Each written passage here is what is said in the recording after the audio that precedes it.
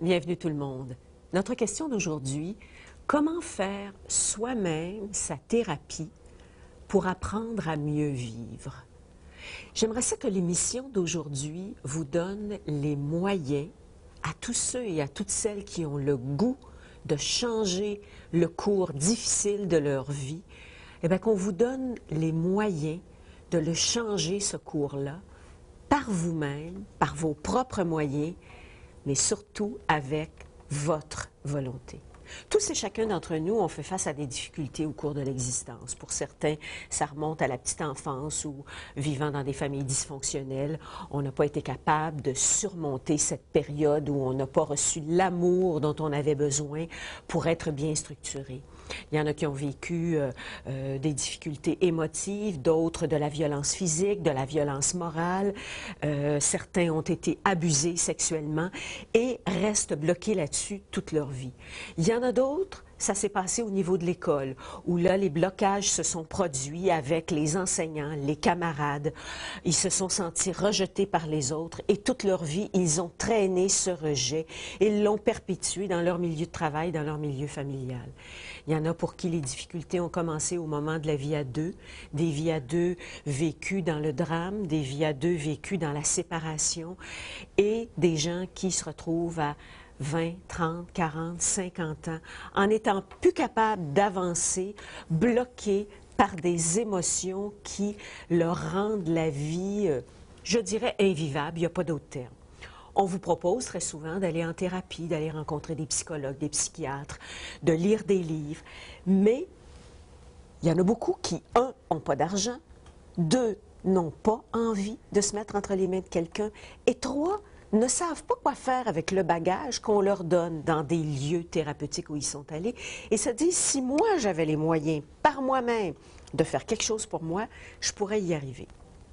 Eh bien, on a pensé vous offrir ça aujourd'hui à l'aide d'une personne qui est un peu la transmettrice de la pensée d'un homme pour qui j'ai beaucoup d'admiration, qui s'appelle Lucien Auger, qui a écrit un livre, entre autres, qui s'appelle « Savoir-vivre », c'est-à-dire faire soi-même, un livre sur l'art de faire soi-même sa thérapie. Un homme qui avait cette approche émotivo-rationnelle, qui a travaillé toute sa vie sur l'être humain et avec les êtres humains. Et cette femme-là, elle transmet cette pensée-là aujourd'hui et elle est capable de vous dire comment le faire par vous-même. Il s'agit de quelqu'un qui est déjà venu à l'émission. Elle s'appelle Diane Borgia. Elle est criminologue, psychothérapeute, fondatrice, directrice de CAFAT, qui est un centre professionnel de traitement de la codépendance. Diane Borgia, tu y as toujours cru, toi, à la possibilité que par soi-même, on puisse trouver le moyen de changer le cours de sa vie? Bon, toujours cru, non, parce que je pense comme la majorité des gens, quand on est dans la souffrance, d'abord, on se pense seul. On est isolé, on croit que c'est juste à nous autres que ça arrive. Je dois dire, comme la majorité des humains, j'ai eu moi aussi une partie de ma vie où j'ai eu beaucoup de souffrance, beaucoup de difficultés personnelles. Et à ce moment-là, je croyais que j'étais incapable de m'en sortir. Je croyais que c'était impossible. Et comme vous l'avez mentionné, Louise, tantôt, j'étais pas intéressée à aller rencontrer quelqu'un pour me faire aider. D'autant plus que je me disais, qu'est-ce qu'ils vont faire avec moi? Alors, et j'ai eu la chance, je dois dire, de mettre la main sur un des livres de Lucien Auger. D'ailleurs, je ne l'ai pas aujourd'hui avec moi, mais c'était une traduction de l'auteur de cette approche pour la gestion des émotions, qui est Albert Ellis, un Américain, et c'était d'aider un névrosé. Aider une personne qui a des problèmes névrotiques. Hein? Névrosé, ça veut dire avoir des comportements inappropriés. Donc, je vais être bien avec ma femme, mais en arrivant chez moi, je lui crie par la tête. Fait que c'est un comportement dit névrosé. Et ce livre-là m'a mis sur la piste d'un deuxième, S'aider soi-même. Et c'est comme ça que j'ai connu cette merveilleuse approche avec laquelle j'ai d'abord travaillé sur moi pour par la suite parfaire ma formation en tant que psychothérapeute avec Lucien Auger lui-même à son école à l'époque. Et aujourd'hui, bien, je continue à transmettre aussi et en traitement au Centre CAFAT et aussi en formation à l'école de formation où j'enseigne. Donc, tu formes des thérapeutes? Je forme des psychothérapeutes au Centre de formation professionnelle pour aider des thérapeutes à aider des gens avec cette approche-là. Les gens qui nous écoutent, qui sont repliés sur eux-mêmes, aux prises avec des problèmes émotifs graves, qui ont vécu un divorce, la perte d'un être cher, qui sont accrochés sur leur enfance qui a été difficile, quel que soit le problème qui les bloque dans l'existence, comment ils peuvent savoir qu'ils ont les moyens, eux, de guérir de ça? Comment on peut le détecter dans un premier temps? Bon, d'abord, il faut cesser de croire que on est victime de notre passé. Ça, c'est une première chose. Vous savez, il y a eu des pensées au niveau de la psychologie qui, encore aujourd'hui, certaines personnes laissent croire que le passé a le pouvoir de nous rendre malheureux aujourd'hui. Et ça, c'est encore une pensée très répandue. Hein? Oui. Il faut changer le passé, il faut travailler sur le passé, il faut retrouver notre enfance. Alors qu'en fait, cette approche démontre, puis a été démontrée scientifiquement, qu'il n'est pas obligatoire de retourner au passé nécessairement pour aujourd'hui être bien, pour aujourd'hui changer puis réduire son malheur. Alors, les émotions qu'on vit aujourd'hui, et c'est la base de cette approche, les émotions et la souffrance que je vis aujourd'hui, cette souffrance-là, elle est causée non pas par mon passé, non pas par les événements, mais plutôt par l'interprétation que j'y accorde. Vous savez, cette approche, elle a comme principe de base des préceptes, entre autres de Grecs, vraiment de philosophes Qui grecs. remontent à il y a très longtemps. 2000 ans, dont un, entre autres, qui s'appelle Épictète. Et il a dit une phrase vraiment fabuleuse qui dit « Ce qui trouble les hommes, donc les émotions, la souffrance, ce qui trouble les hommes, ce ne sont pas les choses, les événements, le passé, mais les jugements que l'on porte sur ces choses. » Donc, ce qui trouble les hommes, ce n'est pas les choses, mais les jugements. Donc, toute cette philosophie grecque nous a été ramenée aujourd'hui d'abord par Albert Ellis, l'Américain en 1956 qui a créé cette approche, et au Québec depuis les années 60 avec le docteur Lucien Auger qui a au Québec créé, bon, d'abord l'école de laquelle je suis issue et aussi, bon, a écrit énormément de livres. Et également des cahiers. Des cahiers de travail absolument fabuleux qui pourraient vous aider. On fait une courte pause publicitaire. Alors, si vous êtes souffrant pour quelque raison que ce soit, si vous savez plus à qui réclamer de l'aide, si vous n'avez pas d'argent, mais l'envie de changer le cours de votre vie, et surtout l'envie de faire un effort, n'hésitez pas à nous appeler. On attend vos appels et Diane va tout faire pour vous aider aujourd'hui. Comment faire soi-même sa thérapie pour apprendre à mieux vivre? Diane, juste avant de prendre un premier appel, je voudrais revenir sur une phrase qui m'a beaucoup frappée dans le livre « Savoir-vivre » de M. Lucien Auger. Il dit quelque part « On est le PDG de sa propre entreprise ». Autrement dit, on a tous les pouvoirs, tous les droits pour que cette entreprise-là fonctionne bien. Et ça, on l'oublie souvent. Parce que tu disais tantôt, on rejette la responsabilité sur toutes sortes de choses, sur l'enfance, les parents. Mais dans le fond, si on veut être bien au moment où on se parle, au moment où on est rendu dans sa vie, on a ces moyens-là. Bien, comme je disais tantôt, longtemps on a cru, puis moi-même, que j'étais victime de la société, victime des gens, victime de mes parents, victime des événements, tout simplement. Et être PDG de sa propre entreprise veut dire quoi? Veut dire qu'on a la capacité de se prendre en main et de faire son propre bonheur. Donc, c'est pas vrai qu'on est condamné au malheur et qu'il faut ceci, il faut cela, il faut avoir des parents parfaits, etc. pour être bien. Si c'était ça, on serait dans la dépendance la plus totale. Il faudrait répondre à tous nos désirs. Alors qu'on peut ne pas être en mesure de répondre à certains désirs, mais de travailler sur la cause principale de notre souffrance. Et là, on revient sur cette cause. C'est pas parce qu'on le dit une fois que c'est compris. Alors, il faut comprendre que lorsqu'on ressent une émotion, prenons comme exemple l'émotion colère. Hein? Qui n'a pas vécu de la colère? Qui en est une bonne. Bon. Cette émotion colère, quand on la ressent, tout de suite, à prime abord, ce qu'on se dit, c'est de sa faute, il m'a mis en colère. Hein? C'est une réaction. Oui, normale. Ah, c'est de ta faute, tu m'as mis en colère. Alors que si on regarde au ralenti, on va arrêter le film des événements et on va se demander, oui, l'autre a peut-être posé un geste, OK? Ce geste-là est-il vraiment la cause de ma colère? Et là, je peux ralentir le scénario et me dire, la personne a posé un geste. C'est une situation. C'est un événement. Et là, je peux me poser la question, comment un événement extérieur a-t-il le pouvoir à l'intérieur de moi de me causer une émotion? Alors, on voit qu'il n'y a pas de lien direct entre l'extérieur et l'intérieur. Donc, entre l'extérieur, la situation, l'intérieur, mes émotions, il y a un lien.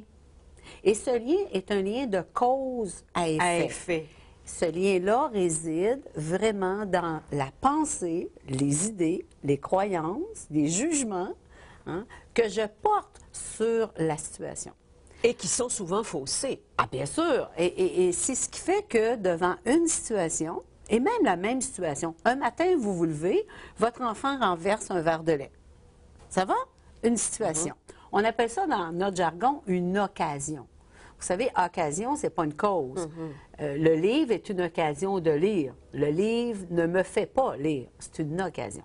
Il n'y a pas de cause. Je la prends ou je la prends pas. Voilà. Donc, je prends l'occasion, je la regarde, et là, ce matin-là, je suis en colère parce que je suis en train de me dire « Oh, satanée fillette, elle aurait dû faire attention. » Bon, alors, les pensées qui me passent par la tête au sujet du verre renversé, là, va causer directement ma colère. Le lendemain matin, j'ai passé une bonne nuit avec mon conjoint, on peut en mettre. Et là, le lendemain matin, le même verre de lait est renversé. Puis là, je me dis, oh, pauvre petite chouette, c'est vrai, elle n'a pas fait par exprès. C'est un accident. C'est un accident.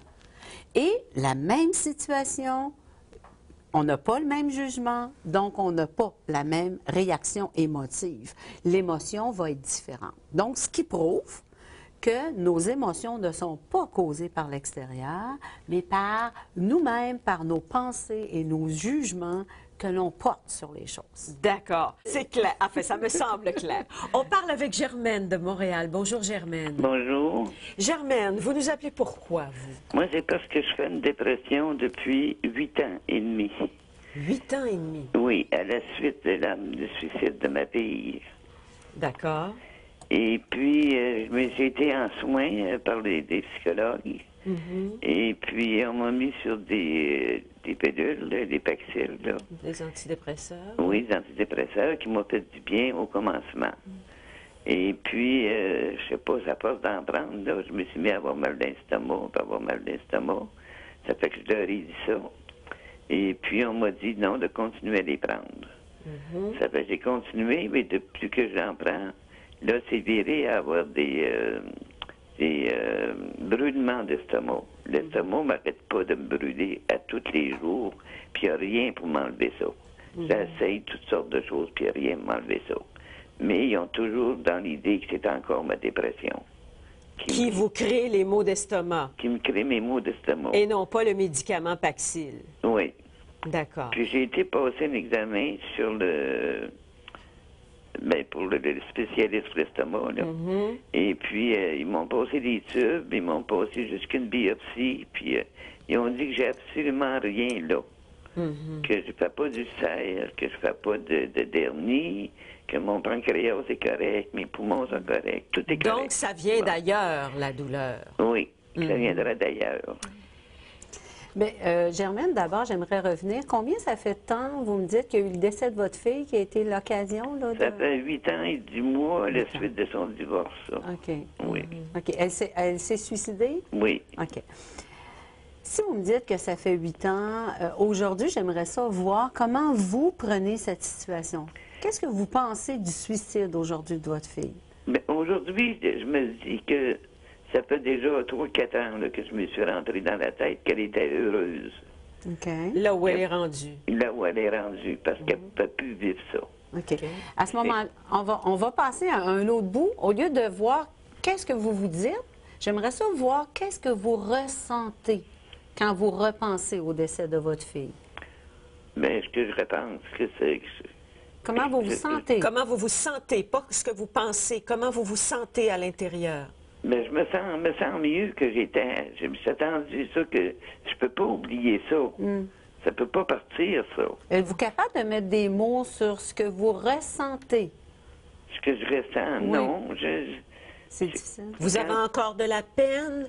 Vous lui en voulez encore d'avoir Non, fait ça? non, Vous vous non. sentez coupable de quelque chose? Non, non, dans les premiers temps, c'est ça qui m'a fait faire ma grosse dépression. Oui. Mais aujourd'hui, non. Je me suis tossé ça de la tête. Vous vous sentez comment aujourd'hui? Je me sens bien de ça. OK. Je me sens que... Puis là, je n'ai perdu une autre fille, là, mais elle, c'était une mort naturelle. Ça fait 2 ans. Puis entre ça, j'ai eu 2 grosses opérations pour un pontage pour les 2 jambes. Et puis, j'ai fait poser un pacemaker. Et puis, en tout cas, toutes sortes de bad luck, là, qui n'a pas aidé avec ça. Puis, j'ai perdu la vue à la suite d'une mauvaise opération de médecin. Disons que vous n'avez pas été gâté. Beaucoup d'occasions, hein? oui. Non, j'ai pas été gâté. Puis le médecin, ben, je ne peux pas rien faire avec ça. Vous savez qu'on ne peut pas revenir contre des médecins, là. Mais j'ai perdu la vue. Et puis je vis seul, puis j'ai 82 ans. Vous n'avez pas d'amis? Non, non. Quels sont vos points d'intérêt dans la vie, Germaine? Est-ce que, Dans vous le avez, moment- est-ce que vous avez un point d'intérêt particulier, quelque chose qui vous fait plaisir? Non, j'ai plus rien. Plus rien. Non. Vous vivez seul? Oui. Vous êtes dans un centre d'hébergement? Non, non, je suis chez moi. Vous êtes chez vous. Oui. Puis vous n'avez pas de visite, vous avez Rarement. rarement. Oui. Est-ce que vous avez une certaine capacité, bon, n'ayant plus la vue, est-ce que vous faites quand même, je sais qu'il existe, ma mère ayant ce problème de vue, elle écoute ses livres. Est-ce que vous avez ce point d'intérêt-là? L'association des Oui, aveugles m'envoie oui. des cassettes Des à lire. cassettes? Oui. Est-ce que ça, vous aimez ça? Est-ce que Ben, ça j'aime remplit ça, un... c'est parce que c'est des affaires qui m'implaquent, là. C'est des affaires des années 1700, puis des affaires de OK. 1500, là. Donc, ça rien vous intéresse pas? Ben, c'est rien d'intéressant, là. C'est plus endormant, là. C'est que d'autres choses, là. Donc, vous n'avez aucun point d'intérêt dans la vie? Non. Aucun loisir? Est-ce que vous en aviez avant? Oui, oui. Vous faisiez quoi avant? J'allais jouer au bingo une fois par semaine. Depuis que le casino est ouvert, j'étais à peu près... J'en avais pas une habitude, peut-être une fois par mois avec une amie. On allait faire un tour, passer la journée, aller manger au restaurant. Et puis, j'allais voir des spectacles. Et cette amie-là, elle vient vous voir de temps en temps? Vous sortez ensemble? non, moi, je suis plus capable de sortir. Oui, mais est-ce qu'elle vient manger chez vous de temps en Elle vient temps? une fois par 3 semaines, là. puis, D'accord. oui. C'est votre seul centre. Vous n'avez pas d'autres enfants à part les 2 qui sont J'ai 2 décédés? petites filles qui Oui. demeurent ici. Avec vous? Non, non, ils sont mariés. D'accord. Il y en a une qui a 4 petits-enfants, puis l'autre, il n'en a pas. Oui. Mais je les vois pas. Je les vois pas, ils téléphonent. Quand elle leur dit. Puis vous, est-ce que vous leur téléphonez de temps en temps? Oui, j'appelle pareil. J'appelle pareil, moi. Mais les autres, c'est... Est-ce qu'actuellement, vous prenez toujours la médication, le Non, je ne veux Paxil? plus la prendre. Vous la prenez plus? Non. Le docteur veut me forcer à la prendre, je ne veux plus la prendre. OK. Depuis quand vous avez cessé? Oh, ça fait à peu près un mois. Un C'est mois. parce que je suis comme un zombie quand je prends ça. Oui. Mais c'est sûr que ça affecte le système. C'est... Bon. Et est-ce que vous avez suivi une psychothérapie conjointement à la prise de médicaments dès le début de votre Non. dépression? Non, vous j'ai avez pas eu jamais. personne, non. Vous avez eu personne, hein? Non. En tout et partout, là, j'ai eu... C'est la CLSC là, qui prend soin de moi. Oui, mais est-ce que vous leur avez dit au CLSC que vous auriez le goût de rencontrer peut-être une travailleuse sociale ou le ou la psychologue du CLSC? Oui, j'ai eu une psychologue. Oui. Et puis, elle est venue une fois. Ça, c'est une psychologiste, là, une graduée. Oui. Et puis, elle est venue une fois. Et puis, elle n'est pas revenue. Puis, elle était avec mon médecin. Et Oui. puis, il a dit que, en voulant dire que j'étais plus intelligente qu'eux autres. Elle n'est pas revenue. Là, il m'a envoyé un autre psychologue qui n'était pas gradué, mais qui était en Thérapeute, stage. Oui, ouais, ouais. en stage. Elle est venue 3 fois, elle. Et puis, elle a dit qu'elle n'avait plus besoin de me voir. Écoutez, Germaine, si je vous posais la question suivante, d'après vous, là, est-ce que vous trouvez que ça a du sens si on dit que c'est vous qui causez vos émotions avec votre propre façon de voir la vie? Oui, ça, c'est vrai. Vous croyez ça? Oui, c'est vrai. OK. Maintenant, je sais nous avons au Centre CAFAT, on parlait tantôt avec Louise de Lucien Auger, il a entre autres créé toute une série de cassettes.